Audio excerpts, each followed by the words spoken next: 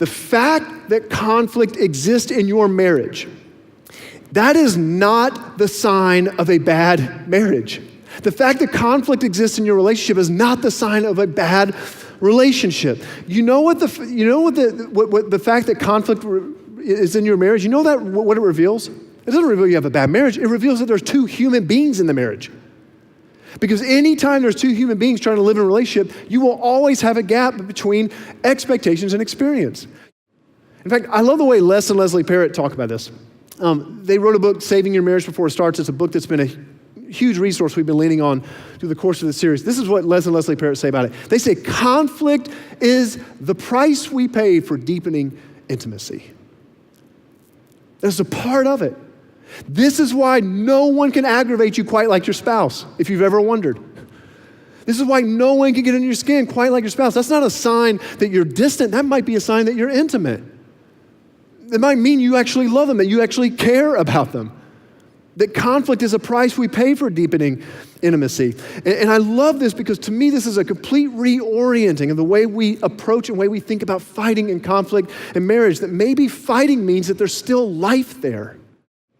In fact, research shows over and over and over again that the strongest indicators of whether or not a marriage will last is not whether there is conflict and fighting and arguing and disagreements in that marriage, but rather the strongest indicators that determine whether or not a marriage will last is how that couple handles those disagreements. And do they learn to fight fair? See, guys, this is why knowing how to fight fair is absolutely critical to the survival of your marriage. Critical to the survival of your marriage. And I want you to know, if you're here and you've experienced conflict in your marriage or your relationships and you fall into coercion or you fall into conforming, I want you to know today, it doesn't have to be that way. It can be different. There is a better way. There's a better way. And that way revolves around fighting fair. And here's what I want to tell you, here's the big idea. If you want to kind of live in that better way, it's this. Couples who fight fair, they fight for resolution, not victory. That's kind of the bottom line here today. Couples who fight fair fight for resolution. They don't fight for victory. In other words, when couples who fight fair, they know that when one person wins in conflict, typically the relationship loses. When there's only one winner, the couple loses. Because they know that anytime you frame conflict in a sort of a win situation, a win-lose situation, that I'm fighting for victory here, anytime we approach conflict like that, the person on the other side of that, our spouse, the person we're in a relationship with, they're not a person anymore, they're an opponent. They're an adversary. They're someone we have to win the argument against. And the relationship can't win in an atmosphere like that. And so I just want to talk about one small passage in the Bible that I think paints the way forward for any of us who are interested in fighting for resolution, not just fighting for victory. And so to do that, I want to look at one passage in James chapter 1. I want to read this together. This is so good. So listen as I read this. Understand this, my dear brothers and sisters. So James starts by saying, you got to hear this. For any of you who've ever experienced conflict, for any of you who've ever had a gap between expectations and experience, hear this. Ready? You must all be quick to listen. And what? And slow to speak. That is really obnoxious. But I like it. Quick to listen, slow to speak, and slow to get angry. Human anger does not produce the righteousness that God desires. And that's simple. And that is challenging when it comes to conflict. He says there's two things. Two really simple things. Quick to listen, slow to speak. And that'll lead to being slow to get angry. So I just want to talk about those two things. I want to talk about what it means to be quick to listen. If we want to fight for resolution, we're going to have to listen. And I want to talk about what it means to be slow to speak. So let's talk about quick to listen. I love this language. To be quick to listen. Whenever conflict erupts inside of your marriage, whenever conflict erupts inside a relationship, that our first reaction tends to be what? To speak, to talk, to make our point, to prove our case, to articulate, to defend, right? And James says, whoa, time out. When that impulse rises up, when you feel that gap between expectations and experience, and all of a sudden there's conflict, put the brakes on and be quick not to speak, but to be quick to listen. Quick to listen. I love the way this proverb says it. This Proverbs 29:11. It says, fools vent their anger like a volcano just spills out. That's a fool. Fools vent their anger, but the wise quietly hold it back. Why? So they can listen. So they can listen. It starts with being quick to listen. But James doesn't end there. James also said, be quick to listen, but also be slow to what? To speak. Be slow to speak. I love when this phrase, because the idea is like, slow your roll, right? Like, simmer down. When you feel those things rise up, it's almost like put the brakes on and simmer down your reaction for a second.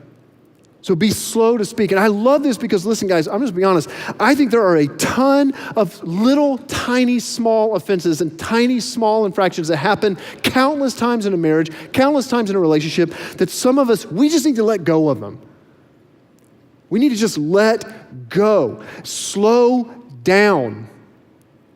And if you want to know, well, how do I know whether I should bring it up? And how do I know whether I should, is it something I should let go of? Or here, use the 24-hour rule. If you're worked up about something and you don't know whether this is something you should just let go or if it's something you should probably talk about or address, then you know what? Don't do anything for 24 hours. And after 24 hours, if you're still worked up about it, talk about it. But if you're not, let it go. John Gottman is a researcher. He's a psychologist, and he's got a team that for years they've studied thousands and thousands and thousands of couples. And in particular, they've studied couples who are dealing with conflict. And they've studied so many couples that they've now, with over 90% accuracy, they can determine whether or not a couple is still going to be together 5 years down the road.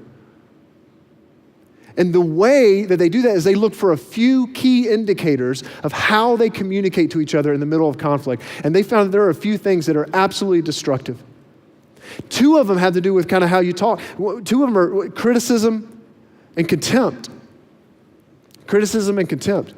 Criticism is, there's a difference between complaining and criticizing. Some things legitimately need to be complained about in a relationship. You know what I mean? If he keeps coming home late and he says I'm going to be there, and all right, that's a legitimate complaint. But complaints usually start with I. Like, I feel stressed and I feel overburdened and I feel anxious when I don't know when you're going to be here, and so I don't know how to order I don't know how to get things right, all that kind of stuff. Like, that's legitimate. Complaints always start with I. Criticisms, though, it's a fine line, but man, when it crosses into criticism, that's a dangerous path. Criticisms usually start with you. You don't care anything about our family. You don't even consider our needs. And all becomes about you. That's not criticism. James says, slow down. And then criticism is one thing, but what about contempt? Contempt is about the tone. Contempt is about harshness. Contempt is about the nonverbals. It's about how something is said. It's about what's being said that's not being said sometimes. Contempt is the eye rolling. Contempt is the sighs. And contempt is so destructive to a relationship because contempt says you're not even worth it. You dismiss the other person. That's devaluing at its core. And I'll be real honest with you. If you gave me 5 minutes and I got to come to your home and I got to pull up a chair at your kitchen table and I could sit down eye to eye with you, sit across that table, and I had like 5 minutes to just tell you anything I possibly could about relationships and about making them work, I honestly think one of the things I would tell you in that 5 minutes would be to create a zero tolerance policy in your home for eye rolling and sighing. Because there's about nothing as dismissive as those 2 things. Zero tolerance. Because it's filled with contempt. Criticism, contempt, but there's one other that Gottman and his friends have found, and his team have found, are absolutely destructive. It has everything to do with being slow to speak. See, some of you are here and you're sitting there going, oh, James says slow to speak and reckless words and all that. Some of you are like, I'm good with this one. You know why I'm good? Because when there's conflict in our relationship, I don't say anything. I just just kind of back away. I just do my thing. I get in my truck and I go somewhere I don't even know. And it's stonewalling. And stonewalling may be the most destructive thing you can do to a relationship. Because when you stonewall, in other words, when you put up and you're like, I'm not going to talk, I'm not going to give you anything, what does the other person do? They push harder. And when they push harder, you withdraw further. And when you withdraw further, they push harder. And it's an endless cycle, and it is destructive to a relationship. And the reason stonewalling is so destructive is because you give the other person nothing to work with. You leave them completely in the dark as to where you are and what you're feeling. That right there is what I want for you most. I want that for you more than I want you to have a great marriage and great relationships. I want that for you more than anything else. To experience a life that is in step with who God made you to be and how he created you. To have a marriage that's in tune and in step with that. And the beauty of conflict, in that gap between expectations and experience, the beauty of conflict in marriage is that it can lead us to becoming more in tune with who we were made to be.